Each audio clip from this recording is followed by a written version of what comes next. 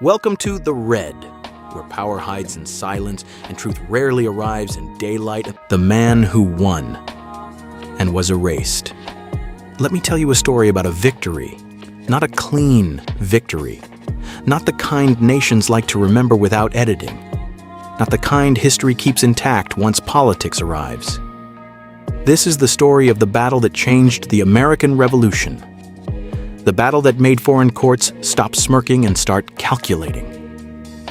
The battle that helped turn a rebellion into a plausible future. It told Europe that this strange colonial resistance might be more than noise, more than anger, more than just one more imperial inconvenience destined to be crushed. And buried inside that victory was a man history never found a comfortable way to keep. At Saratoga, there stands a monument unlike the others.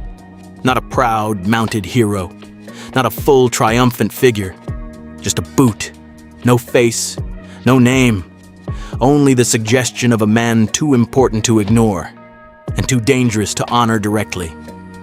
Some men lose battles and keep their names. Benedict Arnold helped win one and lost his. This is not just the story of how a British army surrendered. It is the story of how victory, credit, and memory began moving in different directions. By 1777, the revolution still looked uncertain. Washington's army had survived, sure, but survival is not the same thing as confidence. The Americans had shown endurance, stubbornness, and the occasional burst of audacity, but a rebellion that merely survives is still just a rebellion. It is not yet a future. It is not yet a state. It is not yet something foreign powers can safely invest in.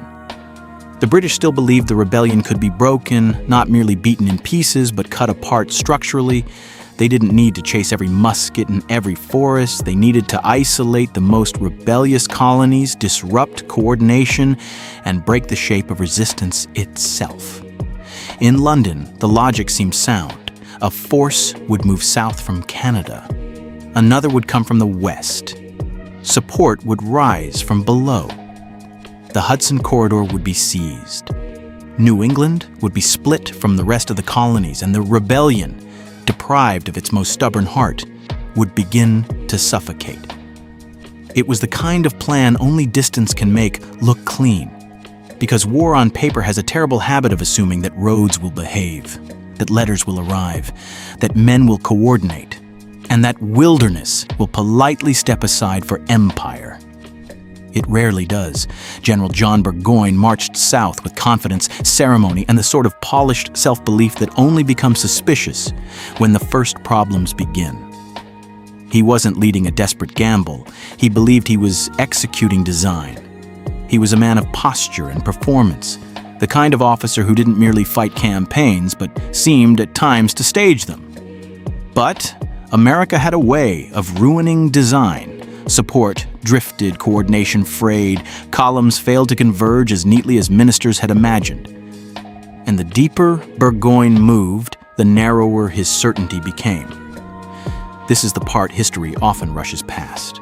Not the famous charge, not the wound, not the surrender, the slower damage. Supplies tightening, roads blocked, lines stretched, horses failing, forests resisting, Bennington biting into British strength, Saint-Léger falling back. Howe never truly delivering the support the whole design depended on. Armies do not usually collapse in one dramatic moment. They first begin to lose the small, humiliating things no anthem bothers to mention. Food, timing, communication, confidence. By the time Saratoga became legendary, Burgoyne's campaign was already being hollowed out from the inside. And on the American side, there was another problem, not weakness, difference.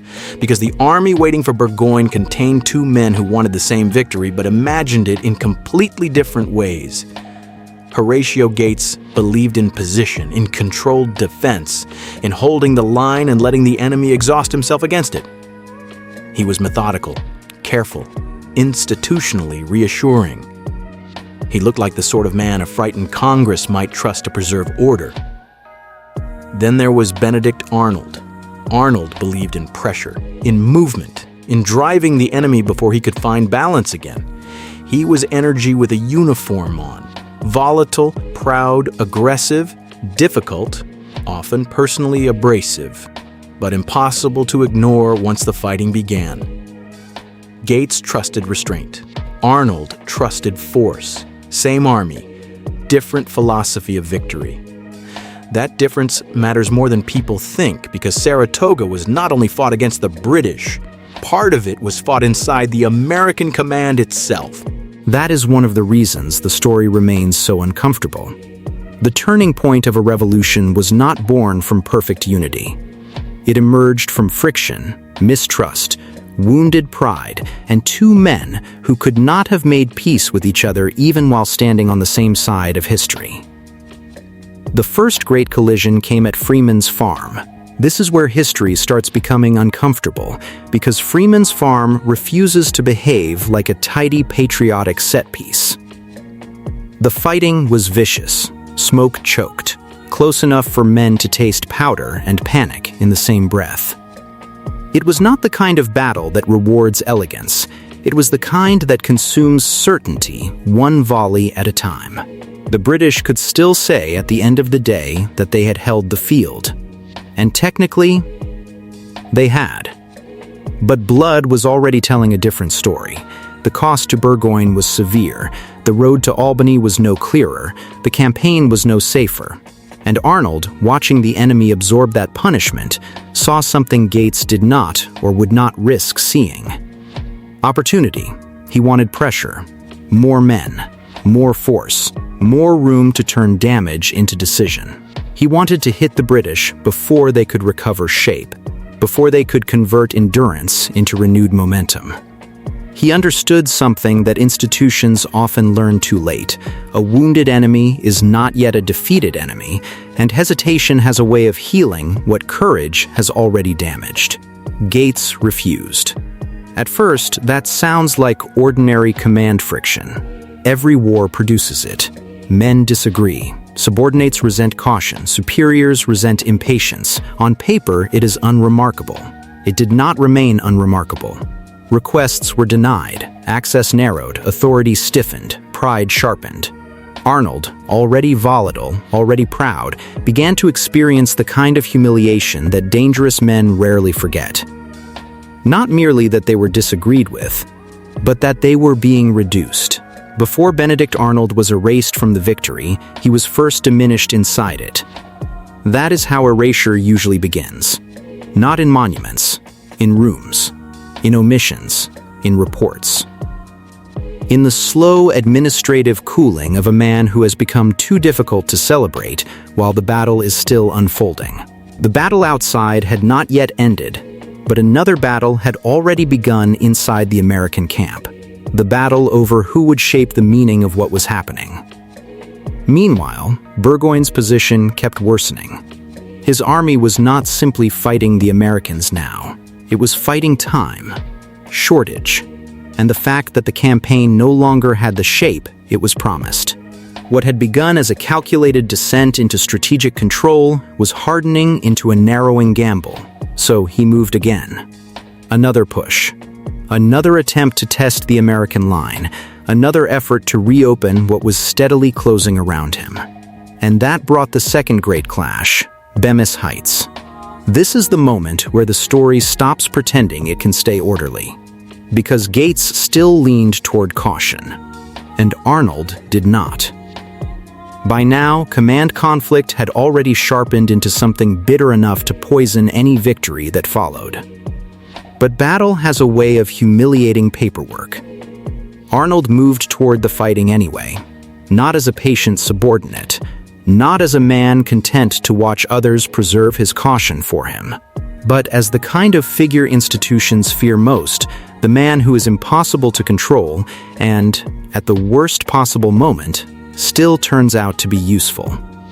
He rode into the chaos, into smoke, into fire, into the kind of battlefield where clean chains of command begin to dissolve under urgency. Pressure hit the British position where it hurt. The line bent. Then, cracked.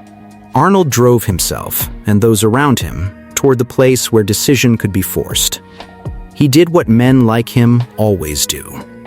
He made himself central to the event in a way no committee could comfortably bless. And in the violence of that breakthrough, Arnold was badly wounded. His leg shattered, his body thrown down.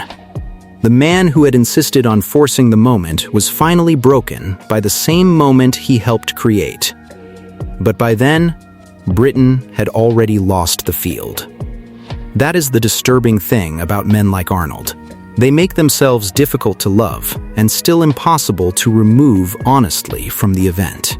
What followed was not merely a battlefield result. It was a signal. Burgoyne's surrender was not just another setback. It was the first great British Army capitulation of the war, and Europe noticed. Across the Atlantic, courts that had been watching with caution now had evidence. Sympathy alone had never been enough. Admiration from afar is cheap. Investment requires proof. In Paris, Saratoga changed the calculation. A rebellion that looked romantic could be admired from a distance.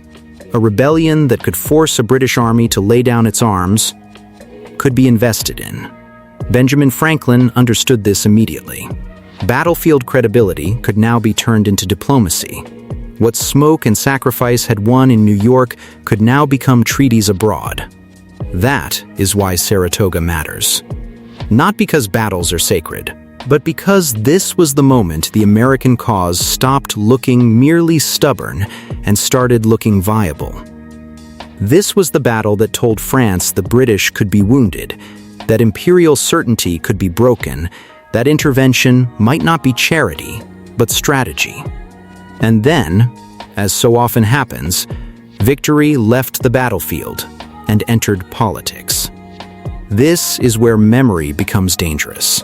Because nations do not remember events exactly as they happen. They remember them as institutions can bear them. They trim, reorder, simplify, polish, and quietly discard what does not fit the shape of the story they need to tell themselves. Gates was easier. He held command. He occupied the respectable place in the hierarchy. He looked more like the kind of man a rising nation could safely praise.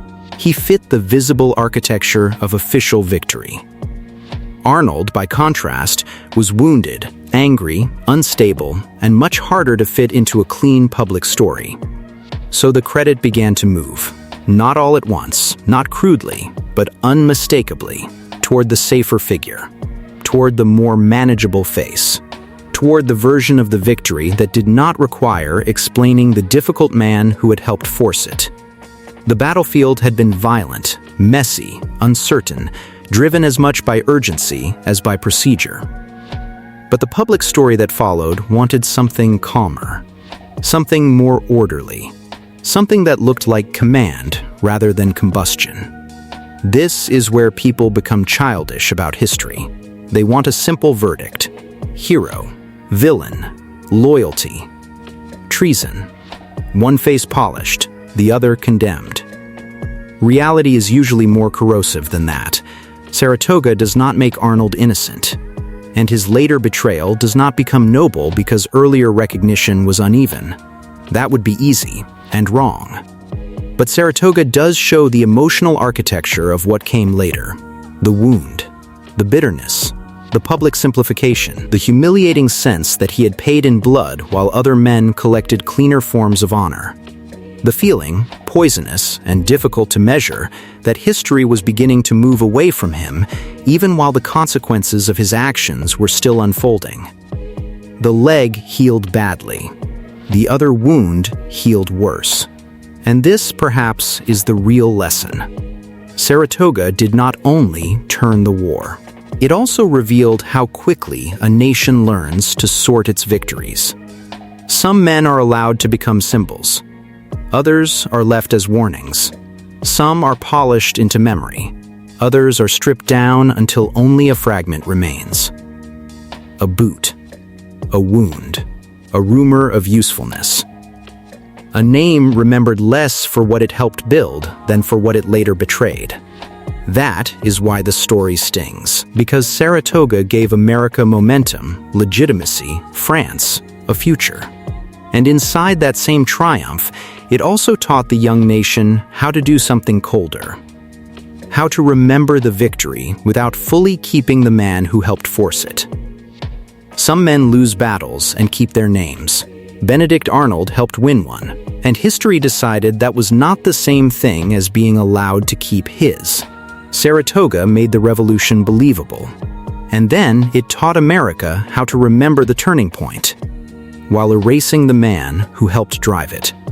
This is the red, where power is rarely loud, but always present, and where the stories you trust are only the surface of something much deeper.